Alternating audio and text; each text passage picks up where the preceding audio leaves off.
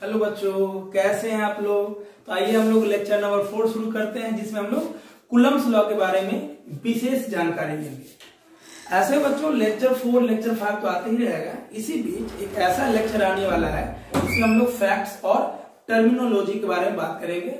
मतलब विशेषकर जो बोर्ड के बच्चे, चाहे वो सीबीएसई हो, बिहार बोर्ड हो, चाहे झारखंड के बच्चे हो या पूरे दुनिया के कहीं के बच्चे हो, उनके लिए बहुत फायदेमंद होगा। क्योंकि हम सब लेके चल रहे हैं, चाहे वो बोर्ड हो, आईआईटी हो, नीट हो, एडवांस हो, सब लेके चल रहे हैं, एकदम जीरो से लेके चल रहे हैं। और कूलम्ब्स लॉ आ गया है, एकदम मजेदार टॉपिक। इस पर ढेर सारा न्यूमेरिकल होगा जिसमें हम जीरो से इंफिनिटी पहुंचेंगे। तो आइए बच्चों हम लोग शुरू करते हैं कूलम्ब्स लॉ। बच्चों ये कूलम्ब्स लॉ है क्या? ये टोटली एक्सपेरिमेंटल है, बहुत मजेदार है, झकास, लाजवाब। मतलब अभी तक हम लोग पढ़ रहे थे कि कोई भी दो चार्ज बॉडी हो, चाहे वो प्लस प्लस हो, ये एक दूसरे को रिपेल कर रहे थे, प्लस माइनस हो, एक दूसरे को अट्रैक्ट कर रहे थे, माइनस माइनस हो, एक दूसरे को रिपेल कर रहे थे। लेकिन अगर हम ये बोले कि कितना फोर्स से रिपेल कर रहा है, कितना फोर्स से आकर्षित कर रहा है, कितना फोर्स से रिपेल कर रहा है, उसका मैग्नीट्यूड क्या है, डायरेक्शन क्या हो सकता है। हम किसी से प्यार करते हैं, एक भावना है, वो एक भावना छुपा हुआ, रिपल्सन अट्रैक्शन एक भावना है। अब उसका अमाउंट बताना है कि हम किसी से कितना प्यार करते हैं, किसी से कितना नफरत करते हैं। तो ये अमाउंट जिसे हम मैग्नीट्यूड भी बोल सकते हैं, इसके बारे में जानकारी कूलम्ब्स लॉ से मिलेगा। तो कूलम्ब्स लॉ बताएंगे कि किसी फोर्स पे, किसी दो चार्ज बॉडी के बीच में लगने वाला फोर्स का मैग्नीट्यूड क्या हो सकता है और डायरेक्शन क्या हो सकता है। तो आइए बच्चों हम लोग जानते हैं कूलम्ब्स लॉ के बारे में। तो बच्चों लिखिए, वीवीआई टॉपिक आज का वेरी वेरी इंपोर्टेंट, या टीटीआई बोल सकते हो, ताबड़तोड़ इंपोर्टेंट, कूलम्ब्स लॉ। हर तरीके से एकदम क्रूशियल टॉपिक है ये, चाहे वो बोर्ड के लिए हो, चाहे आईआईटी या नीट के लिए हो। कूलम्ब्स लॉ, इसको हम लोग सेंट्रल लॉ भी बोल सकते हैं, न्यूटोनियंस लॉ भी बोल सकते हैं। आइए बच्चों हम लोग जाने क्या है कूलम्ब्स लॉ। बच्चों टॉपिक पे आने से पहले कुछ विशेष जानकारी लेते हैं कि मान लीजिए ये Q1 पॉजिटिव चार्ज है और इसके सेंटर से r डिस्टेंस पे Q2 दूसरा पॉजिटिव चार्ज है। मतलब Q1 Q2 दो पॉजिटिव चार्ज बॉडी है और ये जो डिस्टेंस है इसके सेंटर से इसके सेंटर तक का डिस्टेंस है। क्योंकि दोनों पॉजिटिव चार्ज है, ये पॉजिटिव चार्ज इस पॉजिटिव चार्ज को रिपेल करेंगे। न्यूटन्स लॉ के अनुसार दो बॉडी के बीच में हमेशा फोर्स एक्शन और रिएक्शन के रूप में रहता है। मतलब एक्शन रिएक्शन पेयर होता है। जितना फोर्स Q1 Q2 पे लगाएगा उतना ही फोर्स Q2 Q1 पे लगाएगा। ये एक्शन रिएक्शन पेयर, इसलिए हम इसको न्यूटोनियंस लॉ भी बोल सकते हैं। इस दोनों फोर्स का मैग्नीट्यूड सेम होगा बट डायरेक्शन अपोजिट होगा। फोर्स का नाम क्या दे सकते हैं? अगर ये लगाया F फोर्स तो ये भी लगाया F फोर्स। या हम बोल सकते हैं कि पहला चार्ज के द्वारा दूसरा चार्ज के जो फोर्स लगा वो है F21, force on charge 2 due to 1, और इसका नाम दे सकते हैं F12, that means force on charge 1 due to 2। ये तो हो गया मैग्नीट्यूड के रूप में। हम डायरेक्शन भी दे सकते हैं। फोर्स वेक्टर है, वेक्टर को रिप्रेजेंट करने के लिए हमने एरो पुट कर दिया लेटर के ऊपर। हम लिख सकते हैं कि दोनों चार्ज के बीच का जो फोर्स ऑफ रिपल्सन है वो फोर्स है equal in magnitude and opposite in direction.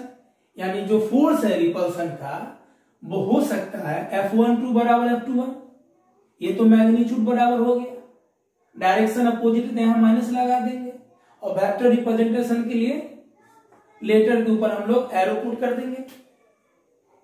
तो हम लोग बोल सकते हैं कि जो भी फोर्स होगा, चाहे वो फोर्स का नेचर जो भी हो, फोर्स का नेचर तो चार्ज पे डिपेंड करेगा कि अट्रैक्शन है कि रिपल्सन है।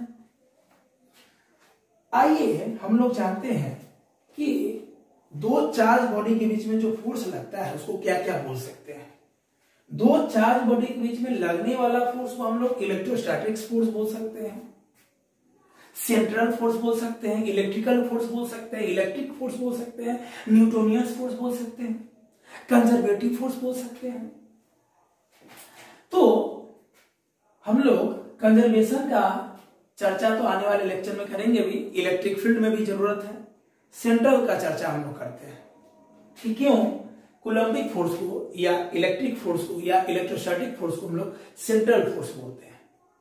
बाबू ये चार्ज इसको रिपेल करेगा तो ये रिपल्सन सेंटर के अलोंग ही होगा, यानी जो लाइन सेंटर को मिला रहा है उसी के अलोंग रिपल्सन होगा, इसी लाइन के अलोंग रिपल्सन होगा। मतलब the electrostatic force always acts along the line joining the center of the two charges। ऐसा नहीं होगा कि ये चार्ज इसको ऐसे रिपेल कर दिया, ये चार्ज इसको ऐसे रिपेल कर दिया, ये चार्ज इसको ऐसे रिपेल कर दिया, ये चार्ज इसको ऐसे रिपेल कर दिया, ऐसा नहीं होगा। फोर्स हमेशा सेंट्रल वाला लाइन के लॉन्ग ही होगा, मतलब सेंटर के लॉन्ग ही होगा, मतलब लाइन ज्वाइनिंग द चार्जेस के लॉन्ग ही होगा। तो अगर लाइन ज्वाइनिंग चार्ज के लॉन्ग होगा तो ऐसे फोर्स को हम लोग सेंट्रल फोर्स बोलेंगे। Coulomb's law Newton's law of gravitation से जुड़ा हुआ है, मतलब अब जो भी लेक्चर आएगा इसमें ग्रेविटेशन का बहुत मदद मिलने वाला है। हम आइए चर्चा करते हैं इसके साथ ग्रेविटेशन का। तो न्यूटन्स लॉ ऑफ ग्रेविटेशन क्या है बच्चों? जैसे दो चार्ज बॉडी उसी प्रकार हम दो मास बॉडी लेते हैं, ये M1, कुछ दूरी पे M2, इसके सेंटर से इसके सेंटर के बीच की दूरी मान लीजिए आप। दोनों में अंतर क्या है? दोनों में बहुत सारा अंतर है। हम इसमें क्वेश्चन भी करेंगे, difference between electrostatic force and gravitational force, उसके सिंगुलरिटी और डिसिंगुलरिटी के बारे में चर्चा करेंगे। अभी हल्का चर्चा हम लोग करते हैं। दो चार्ज के बीच में लगने वाला फोर्स का जो नेचर होगा वो चार्ज के नेचर पे डिपेंड करता है कि इलेक्ट्रोस्टैटिक फोर्स रिपल्सिव होगा कि अट्रैक्टिव होगा। लेकिन दो मास के बीच में लगने वाला फोर्स हमेशा अट्रैक्टिव होगा। Any two bodies attract each other due to their masses। ये यूनिवर्सल ट्रूथ है। दोनों में बहुत सारे सिमिलरिटीज हैं, ये भी सेंट्रल फोर्स है, ये भी सेंट्रल फोर्स है। दो चार्ज बॉडी के बीच में लगने वाला फोर्स जो है वो दोनों के बीच में रहने वाले मीडियम पे डिपेंड करता है। लेकिन दो मास बॉडी के बीच में लगने वाला फोर्स मीडियम से इंडिपेंडेंट होता है, कोई मतलब नहीं है, मीडियम से इंडिपेंडेंट होता है, कोई मतलब नहीं है। यानी दो चार्ज बॉडी को हम एयर में रखे, ग्लास के अंदर रखे, वाटर में रखे, केरोसिन तेल के अंदर रखे, सभी में दो चार्ज बॉडी के बीच का फोर्स अलग अलग आएगा। लेकिन दो मास बॉडी को हम पूरे यूनिवर्स के किसी भी कोने में रखिए, कहीं भी रखे, फोर्स हमेशा सेम आएगा। ऐसा क्यों होगा हम लोग धीरे धीरे चर्चा करेंगे जैसे जैसे आगे बढ़ेंगे। तो बच्चों हम लोग कूलम्ब्स लॉ को आइए आगे बढ़ाते हैं।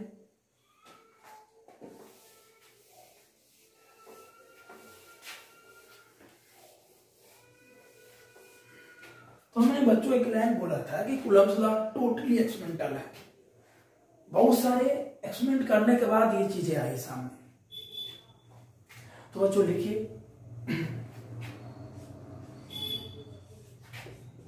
By performing several experiments,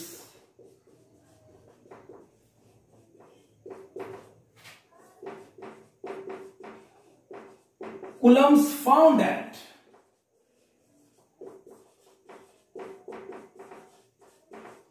the electrostatic force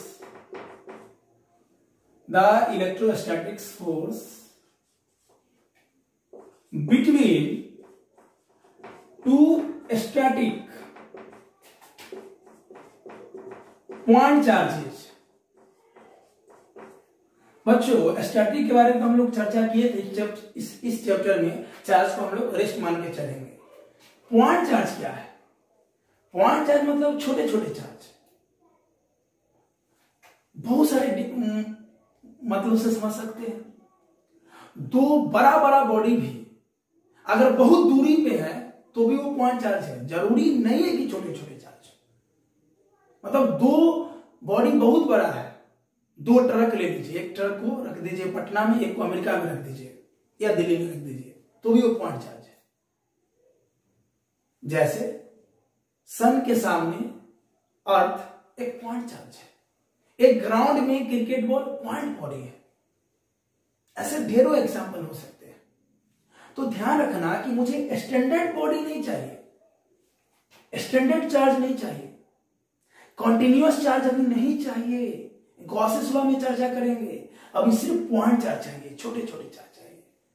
मतलब अगर बॉडी बड़ा भी हो, दूरी दोनों के बीच में काफी होना चाहिए। तो हम लोग आगे बढ़ेंगे यहां से। Two static point charges which is separated at a distance r is। पहला है directly proportional to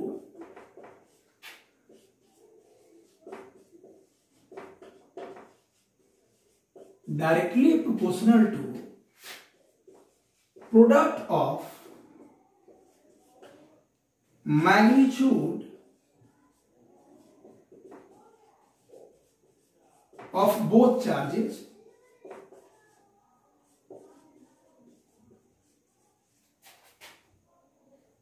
that means दो चार्ज बॉडी के बीच में लगने वाला जो फोर्स होगा वो फोर्स दोनों चार्ज के प्रोडक्ट ऑफ मैग्नीट्यूड के प्रोपोर्शनल होगा। मतलब इसे हम डायग्राम से समझते हैं कि दो चार्ज बॉडी है, मान लीजिए ये Q1 है, पॉजिटिव है, दूसरा Q2 है, ये भी पॉजिटिव है, और इसके सेंटर से इसके सेंटर के बीच का जो डिस्टेंस है, इसके सेंटर से इसके सेंटर के बीच का जो डिस्टेंस है वो है R। तो दोनों के बीच में लगने वाला जो इलेक्ट्रोस्टैटिक फोर्स है, कूलम्बिक फोर्स है, इलेक्ट्रिक फोर्स है, न्यूटोनियन फोर्स है, वो force directly proportional to product of magnitude of both charges. That means F proportional Q1 Q2। इसको इक्वेशन 1 मान लीजिए। मतलब ये दोनों चार्ज के बीच का जो फोर्स होगा वो दोनों चार्ज के प्रोडक्ट पर डिपेंड करता है। जैसे अभी मान लीजिए दोनों पे 1 कूलम चार्ज है, तो जो फोर्स है वो है। अब हम चार्ज बढ़ाते हैं, मान लीजिए 10 हो गया, फोर्स बढ़ा, 100 कूलम फोर्स और बढ़ा, 1000 कूलम फोर्स और बढ़ा, ऐसे ही हम बढ़ाते जाएंगे, फोर्स बढ़ते जाएगा। घटाएंगे घटते जाएगा, घटाएंगे घटते जाएगा, घटाएंगे घटते जाएगा, घटाएंगे घटते जाएगा। मतलब जैसे जैसे दोनों चार्ज का मैग्नीट्यूड हम बढ़ाएंगे, दोनों के बीच में लगने वाला इलेक्ट्रोस्टैटिक फोर्स या कूलम्बिक फोर्स बढ़ते ही जाएगा। चार्ज का मैग्नीट्यूड घटेगा तो फोर्स घटते ही जाएगा। तो हम बोल सकते हैं टोटली एक्सपेरिमेंटल लॉ है, कहीं से गड़बड़ नहीं हो सकता है, क्योंकि ये न्यूटन्स लॉ के जैसा है, न्यूटन्स लॉ ऑफ ग्रेविटेशन के जैसा है। और न्यूटन्स लॉ हमेशा एक्सपेरिमेंटल रहा है, कैलकुलेटेड रहा है, कोई गड़बड़ी नहीं हो सकता, कोई उंगली नहीं उठा सकता। जैसे जैसे इस चार्ज का मैग्नीट्यूड हम बढ़ाएंगे, या यूं बोलो कि अगर इसका हम मैग्नीट्यूड 2 गुना कर देंगे तो दोनों के बीच में लगने वाला फोर्स 2 गुना हो जाएगा, या इसका मैग्नीट्यूड 2 गुना कर देंगे तो फोर्स 2 गुना हो जाएगा। तो हम लोग पहला बोलेंगे कि directly proportional to product of magnitude of both charges, यानी M proportional Q1 Q2। Note करो बच्चों, ऐसे ऐसे 5 पॉइंट आएंगे, जल्दी।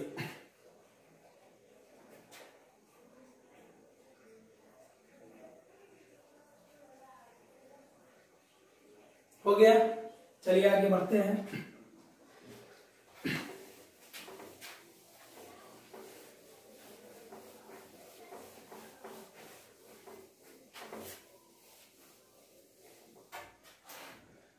उसी क्रम में दूसरा है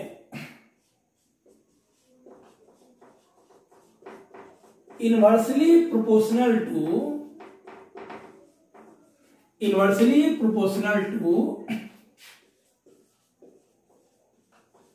square of distance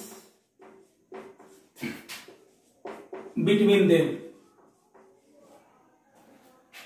that means दोनों चार्ज बॉडी के बीच में जो लगने वाला फोर्स है वो फोर्स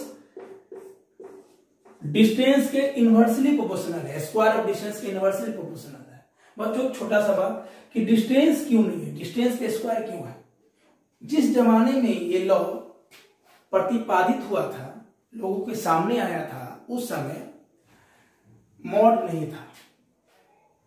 तो बहुत सारे एक्सपेरिमेंट के बाद चीजों पे स्क्वायर लगा दिया जाता था ताकि उसका मैग्नीट्यूड निगेटिव ना हो।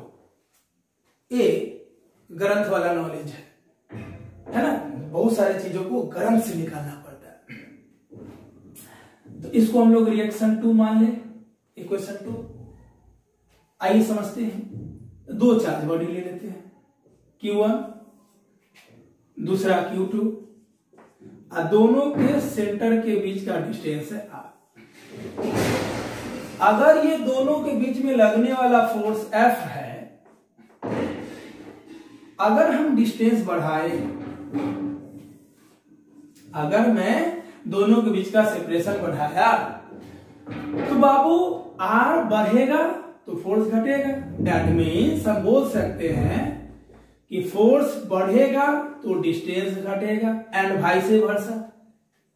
डिस्टेंस दोनों के बीच में बढ़ गया, सेपरेशन बढ़ गया, तो जो फोर्स होगा वो घटेगा। हम जनरल जीवन से भी जोड़ सकते हैं। हम किसी से प्यार करते हैं, वो मेरे से जितना करीब होता है प्यार उतना ही अच्छा होता है। जैसे जैसे दूरी बढ़ती है फोर्स घट जाता है, दूरी बढ़ेगा फोर्स घटेगा।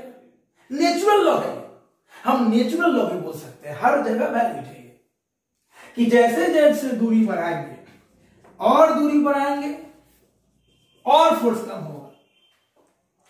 दूरी जैसे घटाएंगे, जैसे दूरी घटाएंगे फोर्स बढ़ेगा, और घटाएंगे फोर्स बढ़ेगा, और घटाएंगे फोर्स बढ़ेगा, और घटाएंगे फोर्स बढ़ेगा, और घटाएंगे फोर्स बढ़ेगा। दोनों के बीच में डिस्टेंस 0 हो गया। जब दोनों के बीच में डिस्टेंस 0 होगा तो फोर्स इंफिनिटी होगा। तो बच्चों इस लॉ को हम लोग बोल सकते हैं इनवर्स स्क्वायर लॉ। ये लॉ भी, ये जो दूसरा स्टेटमेंट है इसको हम लोग बोलेंगे इनवर्स स्क्वायर लॉ।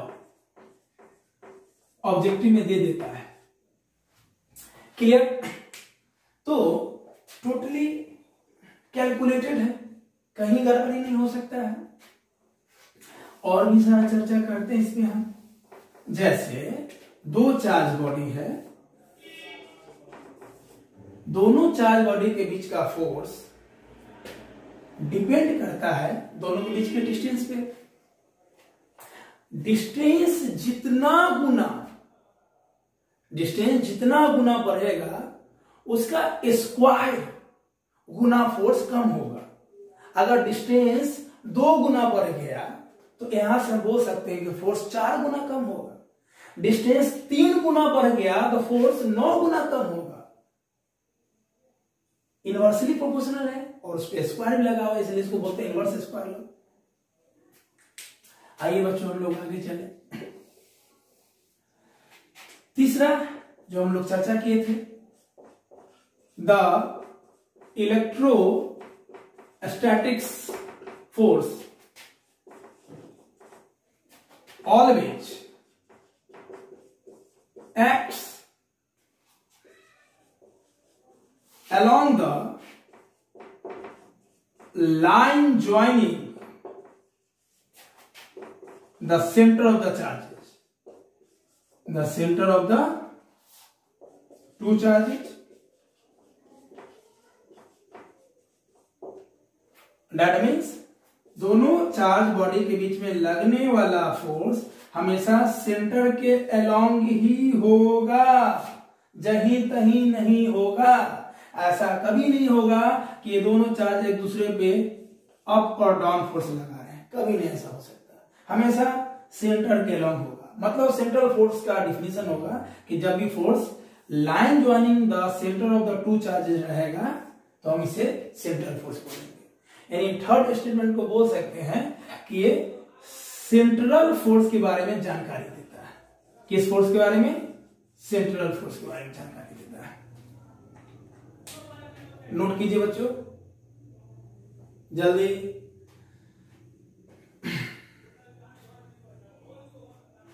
रेडी? तो नूनू, सुग्गा, मुन्ना, मनमोही सुन रहे हो बच्चों?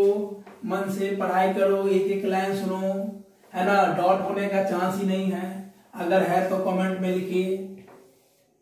हम एक से एक उपाय करेंगे आपको मजा लाने के लिए। चौथा है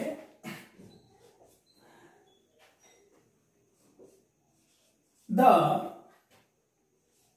electrostatic force. The electrostatic force is either attractive or repulsive.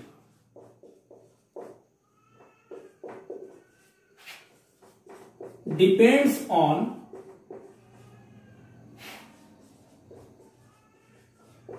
nature of charges. मतलब दो चार्ज बॉडी के बीच में जो फोर्स होगा वो फोर्स या तो अट्रैक्टिव होगा या रिपल्सिव होगा। ये नेचर ऑफ चार्ज पे डिपेंड करता है। And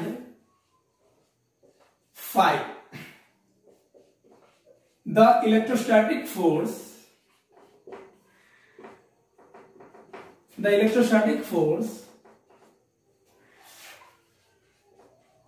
depends upon the medium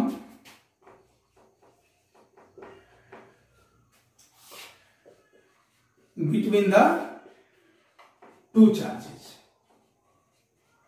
मतलब इलेक्ट्रोस्टैटिक फोर्स जो है वो मीडियम पे डिपेंड करेगा कि दोनों चार्ज बॉडी के बीच में क्या है। ये दोनों चार्ज बॉडी के बीच में क्या है, किस मीडियम है, किस मीडियम पे डिपेंड करता है। इससे कोई मतलब नहीं है, मीडियम पे डिपेंड करता है। कोई भी रहे, वाटर रहे, केरोसिन रहे, कोई मतलब नहीं है। इसका मतलब ये हुआ कि हर मीडियम में अगर दो चार्ज बॉडी है, दोनों पे चार्ज हम सेम रहने देंगे, दोनों के बीच का सेपरेशन भी सेम रहने देंगे। उसी सिस्टम को उठाकर हम एयर से वाटर में ले जाएं, केरोसिन में ले जाएं, ग्लास के अंदर ले जाएं, डायमंड के अंदर ले जाएं, तो फोर्स डिफरेंट मिलेगा। ऐसा ग्रेविटेशन में नहीं होता है, दो मास बॉडी के बीच में नहीं होता है। इसलिए हमने कूलम्ब्स लॉ से पहले थोड़ा सा जानकारी दी आपको। तो the electrostatic force depends upon the medium between the two charges. जल्दी से नोट करें बच्चों, तब तक हम लोग इसको खाना खिलाते हैं, है ना। आप लोग भी खाइए, खूब पढ़िए। मेरा एक ही नियम है, धांस कर खाइए, धांस कर पढ़िए, कोई कटौती नहीं। हो गया नोट? रेडी?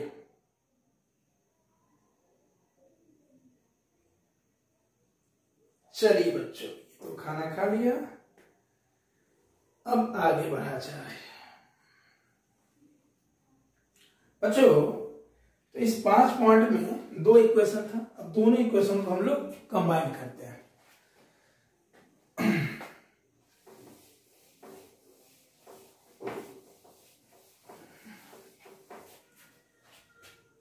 तो कंबाइनिंग इक्वेशन 1 एंड 2, तो हम लोग लिख सकते हैं F प्रोपोर्शनल Q1 Q2, ये पहला इक्वेशन था, और दूसरा इक्वेशन क्या था? F proportional 1/r²।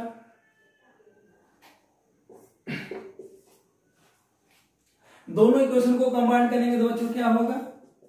F proportional Q1 Q2/r²। अब देखो ध्यान से, चार्ज के मैग्नीट्यूड के बढ़ने से दोनों के बीच में फोर्स बढ़ेगा, चार्ज का मैग्नीट्यूड घटने से दोनों के बीच का फोर्स घटेगा, और दोनों चार्ज के बीच का सेपरेशन जैसे जैसे बढ़ेगा वैसे वैसे फोर्स घटेगा। अगर इस प्रोपोर्शनल को हटाते हैं तो इसके बदले एक कांस्टेंट लाना पड़ेगा।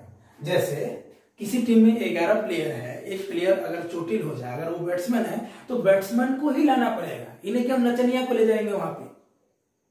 उसी प्रकार प्रोपोर्शनल को हटाएंगे तो इसके बदले एक प्रोपोर्शनल कांस्टेंट लाना पड़ेगा,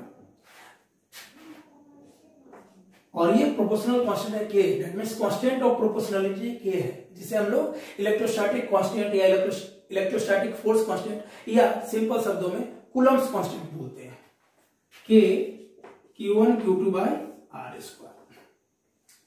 दैट मींस ये जो इक्वेशन है, ये इक्वेशन, ये फॉर्मूला दो चार्ज बॉडी के बीच में लगने वाला फोर्स को दिखा रहा है। तो कूलम्ब्स लॉ के एक्सपेरिमेंट के अनुसार दो चार्ज बॉडी के बीच में लगने वाला फोर्स F बराबर के Q1 Q2/r², जहां के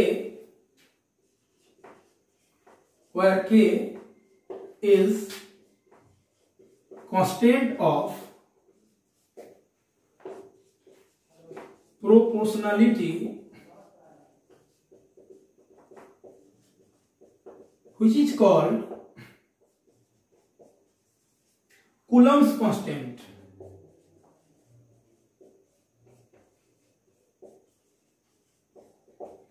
और ये जो कूलम्ब्स कांस्टेंट है, जिसको हम लोग के से रिप्रेजेंट किए हैं, ये मीडियम पे डिपेंड करता है, डिपेंड्स ऑन मीडियम। ये अपने वैल्यू के लिए मीडियम पे डिपेंड करता है। दैट मीन्स हर मीडियम के लिए इसका वैल्यू अलग अलग होता है। दैट मीन्स ये यूनिवर्सल कांस्टेंट नहीं है, ये यूनिवर्सल कांस्टेंट नहीं है। जैसे दो मास बॉडी के बीच में, याद कीजिए बाबू 11th का ग्रेविटेशन, दो मास बॉडी है M1 M2, दोनों के बीच का डिस्टेंस r। तो जैसे कूलम्ब्स लॉ है उसी प्रकार न्यूटन्स लॉ ग्रेविटेशन में F प्रोपोर्शनल होता है M1 M2 के। मतलब जैसे जैसे दोनों बॉडी पर मास बढ़ेगा फोर्स बढ़ेगा, मास जैसे जैसे बढ़ेगा फोर्स बढ़ेगा, मास घटेगा फोर्स घटेगा, और दोनों के बीच का डिस्टेंस के इनवर्सली प्रोपोर्शनल होता है, सेम टू सेम। आप कंपेयर कर सकते हैं बच्चों, आप कंपेयर कर सकते हैं। मास बढ़ेगा फोर्स बढ़ेगा, चार्ज बढ़ेगा फोर्स बढ़ेगा, डिस्टेंस बढ़ेगा फोर्स घटेगा, डिस्टेंस बढ़ेगा फोर्स घटेगा। ये दोनों को कंबाइन करते हैं F प्रोपोर्शनल M1 M2/r²। तो हम लोग देखते हैं जिस प्रकार यहाँ पे प्रोपोर्शनल के बदले के आया है, यहाँ पे प्रोपोर्शनल के बदले आएगा कैपिटल G M1 M2/r²। और ये कैपिटल G को हम लोग बोलते हैं ग्रेविटेशनल कांस्टेंट, और इस ग्रेविटेशनल कांस्टेंट का वैल्यू होता है 6.67 × 10⁻⁻11। ये जो कांस्टेंट है ये यूनिवर्सल कांस्टेंट है, यूनिवर्स के किसी भी बिंदु पर इसका वैल्यू फिक्स होगा, लेकिन यहां पे ऐसा नहीं है, इसलिए हमने यहां पे लिखा डिपेंड्स ऑन मीडियम, ये मीडियम पे डिपेंड करता है। और इसका जो वैल्यू होगा, its value is 9 into 10 to the power 9 newton metre square per coulomb square. अभी हम न्यूटन के अभी यूनिट के बारे में चर्चा करते हैं। ये वैल्यू हो गया और ये इसका एसआई यूनिट है। एसआई यूनिट कैसे निकला बच्चों, आइए इसके बारे में हम चर्चा करते हैं।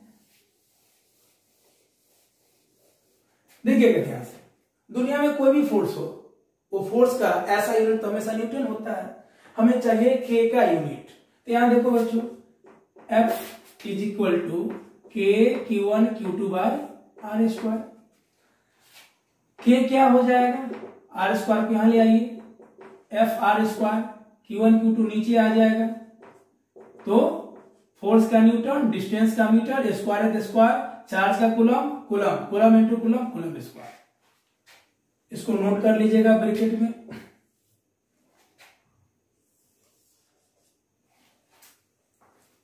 जल्दी नोट करो बच्चों।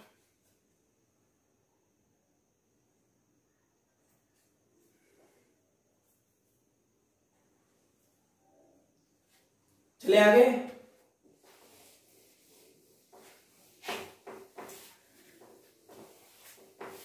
बहुत सारा चीज आने वाला है, बहुत सारा चीज आने वाला है।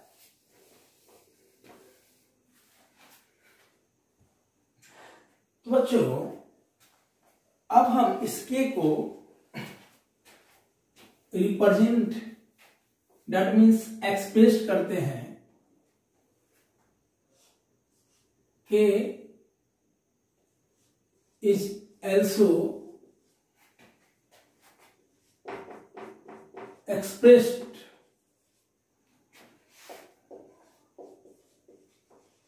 in terms of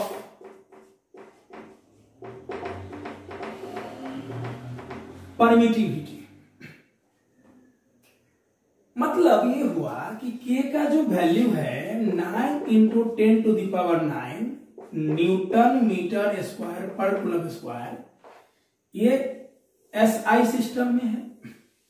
that means ये वैल्यू तभी वैलिड है जब दो चार्ज बॉडी के बीच में या तो एयर हो या फ्री स्पेस हो, या फ्री स्पेस को ही हम लोग वैक्यूम बोलते हैं। दोनों का वैल्यू, फ्री स्पेस, वैक्यूम या एयर का वैल्यू लगभग एक ही माना गया है, लेकिन के मीडियम पे डिपेंड करता है। तो के का जो प्रॉपर्टी होगा या मीडियम का जो प्रॉपर्टी होगा, उस प्रॉपर्टी को हम लोग बोलते हैं परमिटिविटी। इसका अलग से हम लेक्चर बनाएंगे। यूं समझो, परमिटिविटी का सिंपल शब्द होगा कि ये दो चार्ज बॉडी के बीच में लगने वाला फोर्स को ये बढ़ाएगा या घटाएगा। अगर परमिटिविटी का वैल्यू ज्यादा होगा तो दो चार्ज बॉडी के बीच में लगने वाला फोर्स कम होगा, अब परमिटिविटी कम होगा तो फोर्स ज्यादा होगा। मतलब permittivity is the ability of a substance which store electrical energy in an electric field. इसका बहुत सारा मतलब हम लोग समझाएंगे अगले लेक्चर में, अभी हल्का जानना है।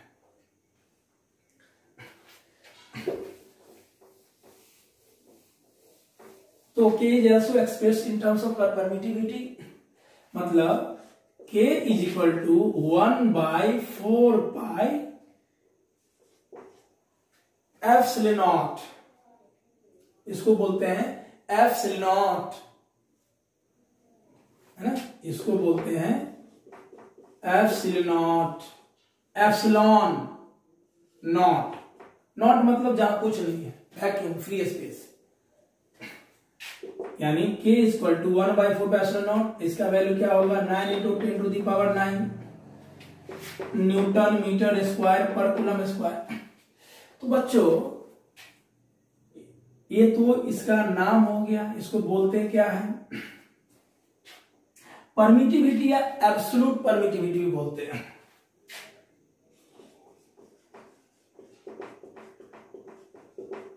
परमिटिविटी ऑफ फ्री स्पेस या एयर के लिए। आज हम चर्चा करेंगे अगले लेक्चर में कि ज्यादा अंतर नहीं है, दोनों के वैल्यू में थोड़ा ही अंतर है। तो बच्चों ये तो हो गया कि परमिटिविटी किसी भी दो चार्ज के बीच के फोर्स को बढ़ाता है घटाता है। थोड़ा और चर्चा करते हैं। जैसे ये स्ट्रा है, मान लीजिए दो चार्ज बॉडी है, अभी दोनों के बीच में फ्री स्पेस है, कुछ नहीं है, गहरा सन्नाटा है। तो ये दोनों के बीच का फोर्स कैसे निकालेंगे? यदि डिस्टेंस आर है तो कूलम्ब्स लॉ के अनुसार F बराबर K Q1 Q2 by R square. अब क्या करते हैं, इसी सिस्टम को उठाकर हम किसी दूसरे मीडियम में ले जाते हैं। जैसे मान लीजिए वाटर में ले जाते हैं। अब यहां पे जो फोर्स होगा दोनों चार्ज के बीच का वो होगा K डैश, K मीडियम पे डिपेंड करता है, यहाँ K dash Q1 Q2 by R square. हम यहाँ K को लिख सकते हैं 1/4 pi epsilon naught Q1 Q2 by R square. ये क्या है? परमिटिविटी ऑफ फ्री स्पेस या एयर के लिए। उसी प्रकार यहां पे K डैश के बदले हो जाएगा 1/4 पाई एप्सिलॉन फ्री स्पेस या वैक्यूम के लिए एप्सिलॉन नॉट, और किसी भी गिवन मीडियम के लिए चाहे वो वाटर हो, ग्लास हो, माइका हो, केरोसिन हो, एप्सिलॉन से रिप्रेजेंट करेंगे। मतलब एप्सिलॉन होगा permittivity of given medium Q1 Q2 by R square. तो अगर हम इस दोनों का रेशियो निकालते हैं, अगर हम इसको इलेक्ट्रोस्टैटिक फोर्स इन वैक्यूम या फ्री स्पेस, और इसको बोलेंगे electrostatic force in any medium, तो ये दोनों का जो फोर्स होगा वो फोर्स क्या रिप्रेजेंट करता है? देखिए ये एक्स्ट्रा है बच्चों, अभी नोट नहीं करना, आगे लेक्चर हम डिटेल जानेंगे।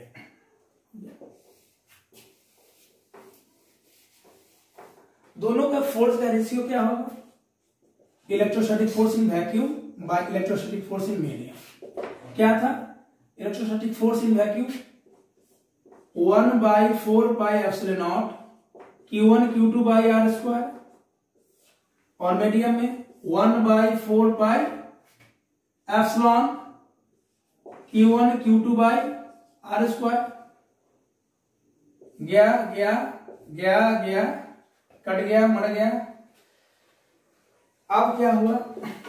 Force in vacuum by force in medium कितना आया? एप्सिलॉन बाय एप्सिलॉन नॉट, ये ऊपर चला जाएगा। अब इसी टर्म्स को बाबू हम लोग बोलते हैं रिलेटिव परमिटिविटी, और इसको रिप्रेजेंट करते हैं एप्सिलॉन R से। दैट मीन्स रिलेटिव परमिटिविटी होगा, it is defined as the ratio of permittivity of given medium to the permittivity of free space. In another words we can say that relative permittivity is defined as the ratio of electrostatic force between two charges in vacuum to the electrostatic force in a given medium। यानी हम बोल सकते हैं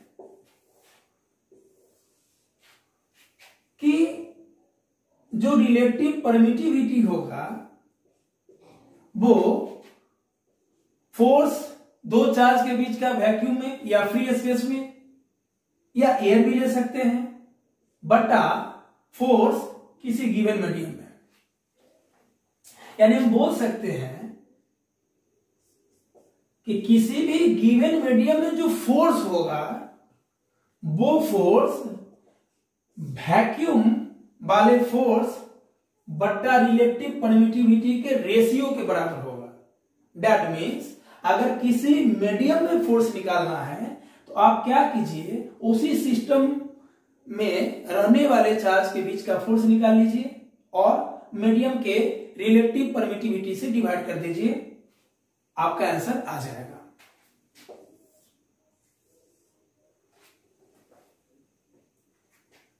that means हम इसको और विस्तार करते हैं, डिटेल एनालिसिस करते हैं इस टॉपिक का। ध्यान से देखिए,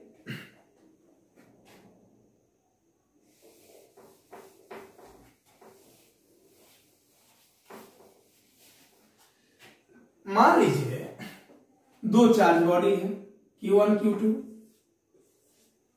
दोनों के बीच का सेपरेशन है।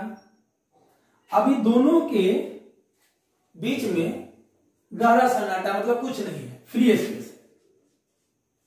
फ्री स्पेस बोलिए या वैक्यूम बोलिए, या आप एयर भी ले सकते हैं। तो जो फोर्स है वो क्या है, कि Q1 Q2 by R square. मान लीजिए जो भी वैल्यू दिया रहेगा, ये वैल्यू कैलकुलेट करके आया 5 न्यूटन। अगर इसी सिस्टम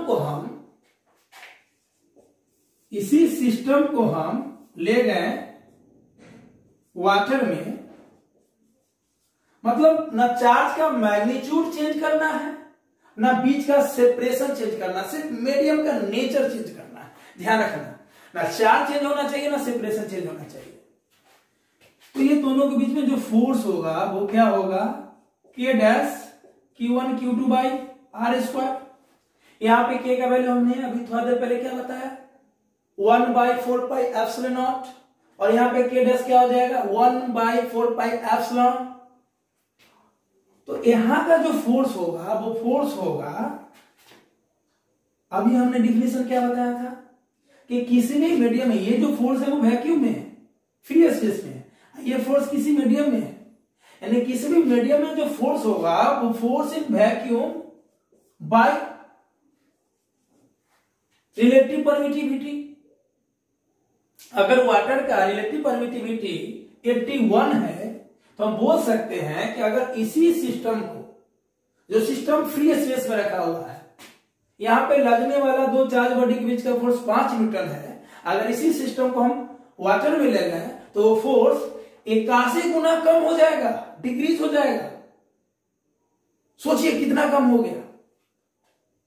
अगर हम इसी सिस्टम को अब केरोसिन के अंदर ले जाते हैं, इसी सिस्टम को हम अब केरोसिन के अंदर ले जाते हैं, ये दो चार्ज बॉडी Q1 Q2, ना चार्ज चेंज होना चाहिए ना सेपरेशन।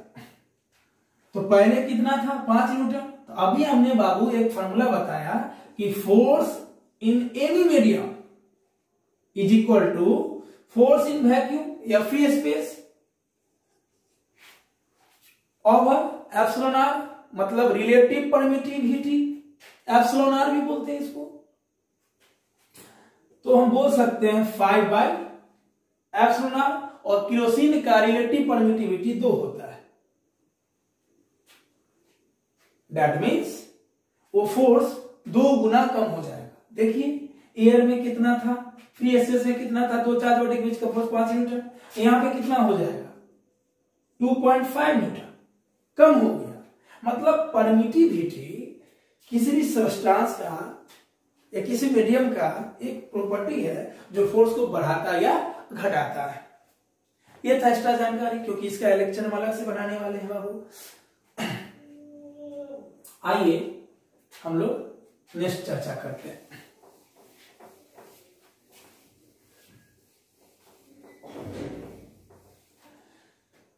तो हम लोग अब बोल सकते हैं कि दो चार्ज बॉडी के बीच में लगने वाला force K Q1 Q2 by R square, या K का value in terms of permittivity क्या है, 1/4 pi epsilon naught Q1 Q2 by R square, ये होगा।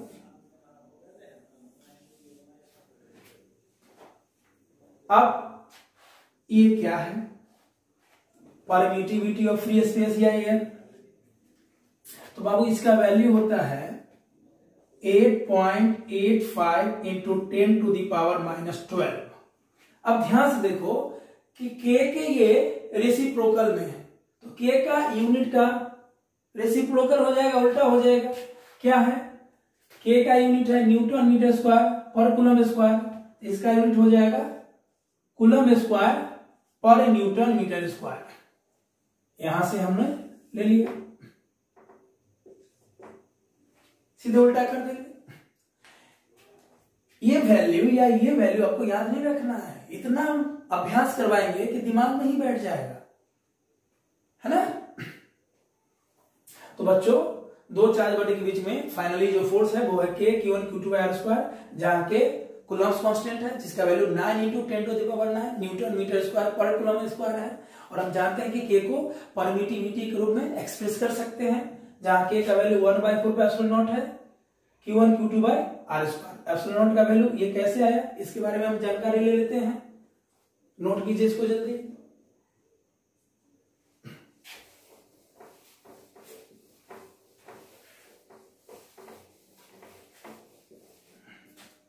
देखिए ध्यान से, यदि k बराबर 1/4πε0, तो एप्सिलॉन क्या हो जाएगा? एप्सिलॉन क्या हो जाएगा बच्चों? 1/4π के, तो 1/4π का वैल्यू 3.14 और k का वैल्यू 9 इंटू 10⁹। इसको आप सॉल्व कीजिए तो आपको मिल जाएगा 8.85 इंटू 10⁻⁻12। और यूनिट के बारे में हम चर्चा कर ही चुके हैं कि k का रेसिप्रोकल है, तो यूनिट भी रेसिप्रोकल हो जाएगा, उल्टा हो जाएगा।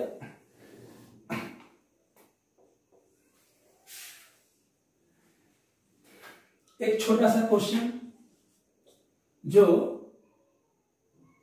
जेईई एडवांस से लेकर बोर्ड में भी पूछा है, सीबीएसई हो या बिहार बोर्ड हो, नीट में भी पूछा है कि भैया एप्सिलॉन नॉट का डायमेंशन क्या है ना। Find the dimensional formula of epsilon not, है ना, permittivity of the free space का डायमेंशनल फॉर्मूला। कुछ नहीं करेंगे बच्चों, डायमेंशन निकालने के लिए सबसे पहले हम लोग फॉर्मूला तैयार करते हैं। क्या है? फोर्स F बराबर K Q1 Q2 by r², या K के जगह 1/4π epsilon naught Q1 Q2 by r²। यहां से एप्सिलॉन नॉट क्या होगा बच्चों? ये आप कांस्टेंट को हटा दो, कांस्टेंट का ना कोई यूनिट होता है ना कोई डायमेंशन होता है। अब एप्सिलॉन नॉट क्या होगा? एप्सिलॉन नॉट क्या हो जाएगा? Q1 Q2 ऊपर में F यहां आ जाएगा, F r²। बच्चों शुरू के लेक्चर में हमने बताया था कि चार्ज का डायमेंशन होता है IT। विशेष जानकारी के लिए लेक्चर नंबर 1 देखिए। और हम बताए कि जैसे 11th का लेक्चर अपलोड होगा, जो बच्चे नहीं पढ़े हैं जरूर देखिएगा, यूनिट एंड डायमेंशन। हम बहुत जल्द 11th के बारे में भी वीडियो ला रहे हैं। फोर्स का डायमेंशन होता है बच्चों mLt-2 और डिस्टेंस का L स्क्वायर। ऐसे सॉल्व कीजिए। m नीचे है, ऊपर जाके हो जाएगा m-1, L और L स्क्वायर हो जाएगा L3, ऊपर होके जाएगा L-3, है ना। अब देखो ध्यान से, t स्क्वायर, नीचे t-2 ऊपर जाके प्लस होगा t के पावर 4 और I हो जाएगा I²। चेक कर लीजिए, m ऊपर जाके m-1, L और L स्क्वायर L3 ऊपर जाके minus t2 t4 plus, okay I²। जब भी डायमेंशन लिखिए कैपिटल लेटर में और बिग ब्रैकेट में बंद कर दीजिए। तो बहुत बार पूछा गया है, जेईई में 2013 में एडवांस में पूछा गया, नीट में पूछा गया, बहुत बार बोर्ड में पूछा गया है। जल्दी नोट करें। SC वर्मा का ही पहला क्वेश्चन है इलेक्ट्रिक चार्ज एंड फील्ड का।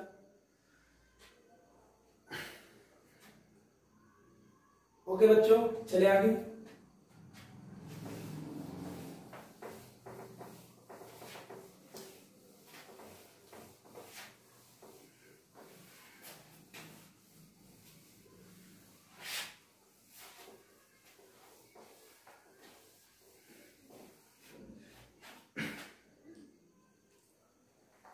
बच्चों अब और भी झकास टॉपिक आने वाला है।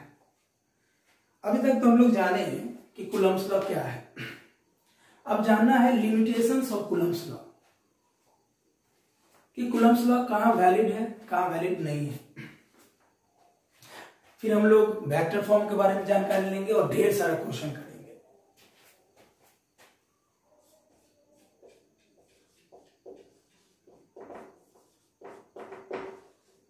बोर्ड मॉडल क्वेश्चन बाबू बराबर पूछा जाता है, लिमिटेशंस ऑफ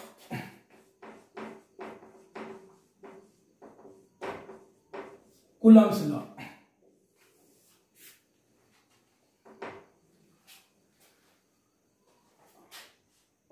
पहला, it is only valid for point charges. It is only valid for point charges.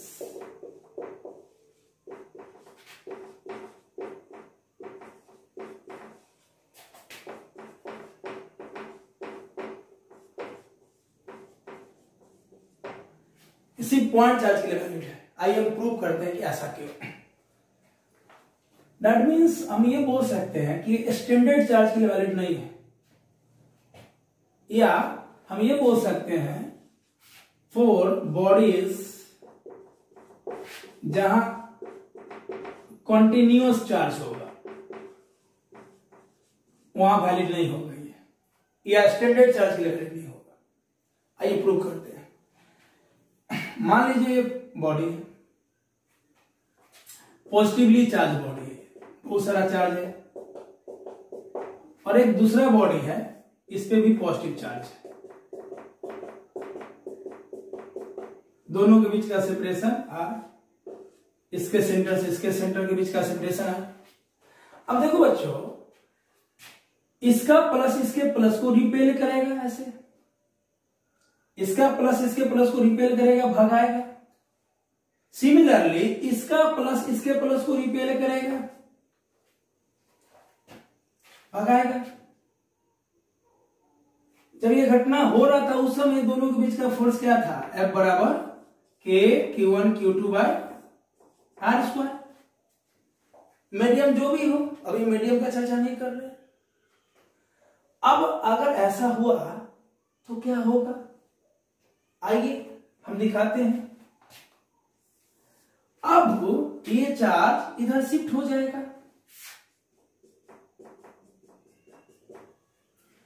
और इसका चार्ज इधर शिफ्ट हो जाएगा।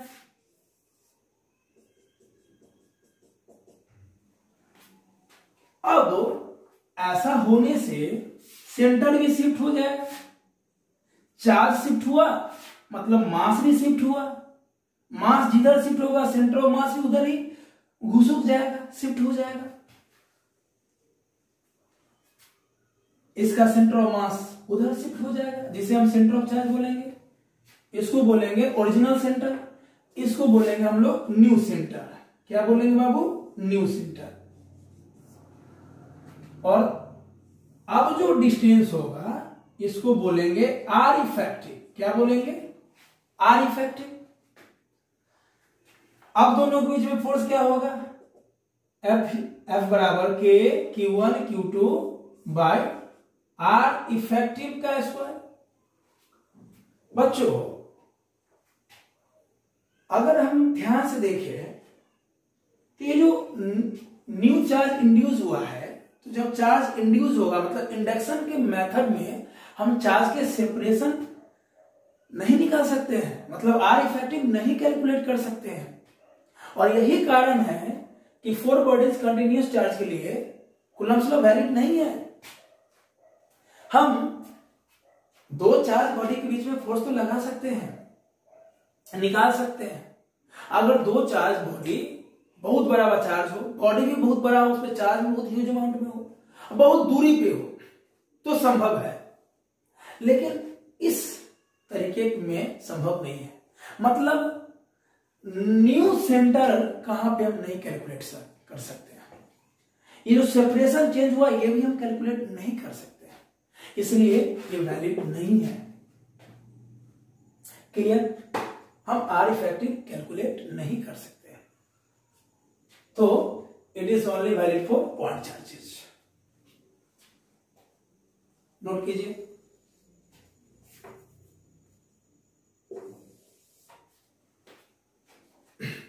Next,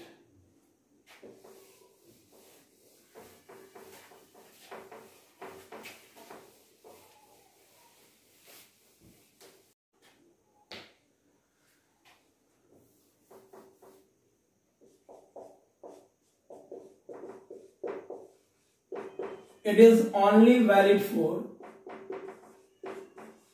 static point charges।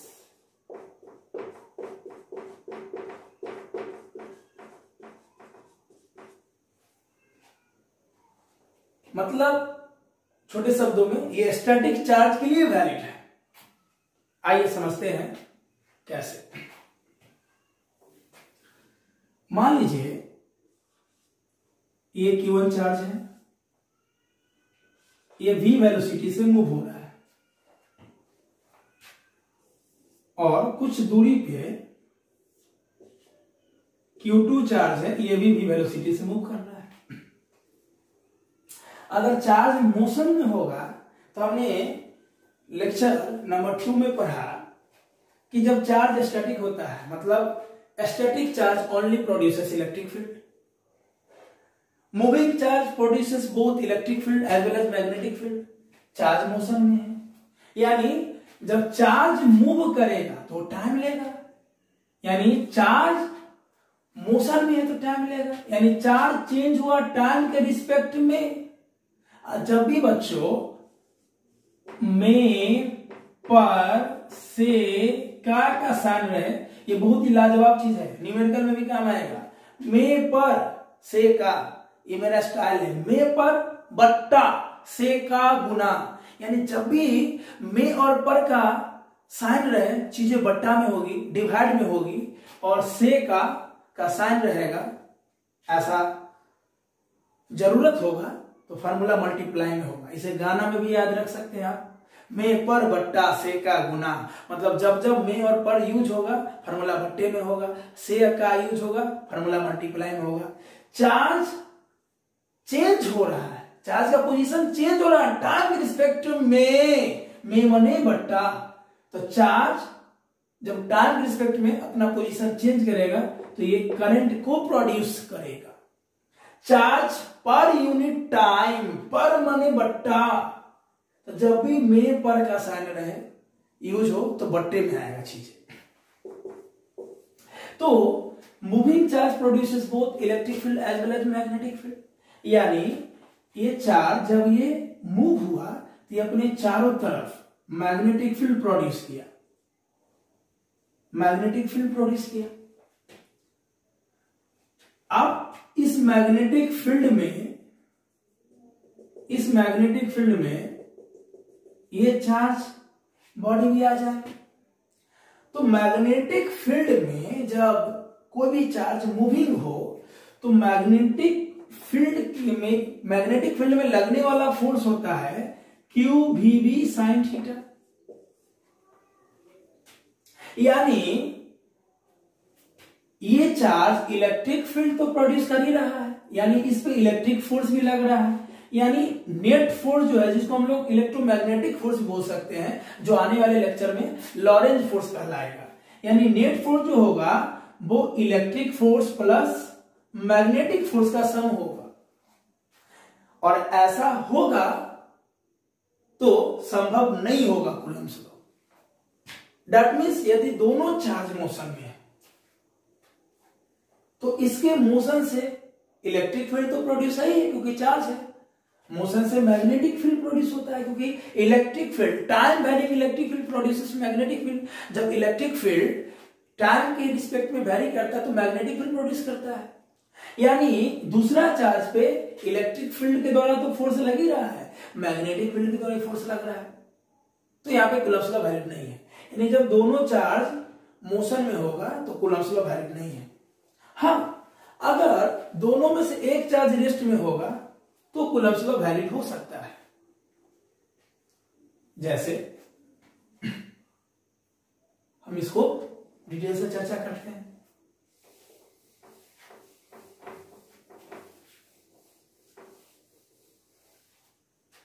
मान लीजिए ये Q1 चार्ज v वेलोसिटी से मूव कर रहा है और इससे r डिस्टेंस पे Q2 चार्ज है जो रेस्ट में है, यानी इसका वेलोसिटी 0 है।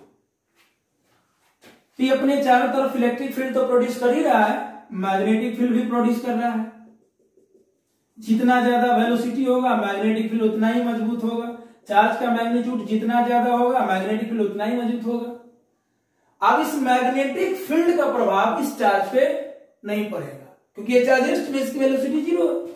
आज हम लोग पढ़ेंगे भी कि मैग्नेटिक फील्ड में कोई भी चार्ज पार्टिकल फोर्स तभी एक्सपीरियंस करेगा जब वो मोशन में हो, यानी मैग्नेटिक फील्ड में स्टैटिक चार्ज कोई फोर्स एक्सपीरियंस नहीं करता है। तो कूलम्स लॉ जब दो चार्ज रेस्ट में हो तो वैलिड है, दोनों में से एक मोशन में है तो भी वैलिड है, बस दोनों मोशन में नहीं होना चाहिए। तीसरा है बच्चों कि यदि दो चार्ज के बीच का डिस्टेंस न्यूक्लियस के साइज से कम हो तो कूलम्स लॉ वैलिड नहीं हो। न्यूक्लियस का साइज 10 के पावर -15 मीटर, उससे अगर कम हो दो चार्ज बॉडी के बीच का डिस्टेंस तो वैलिड नहीं होगा। ठीक है बच्चों, ओके है, ये वाला एकदम क्लियर है। चले आगे।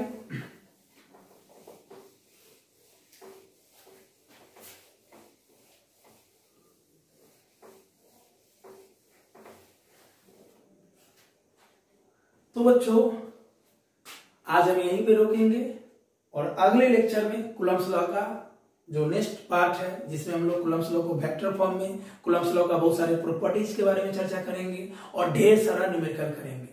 तो मिलते हैं अगले लेक्चर में नए एनर्जी और नए उत्साह के साथ। धन्यवाद।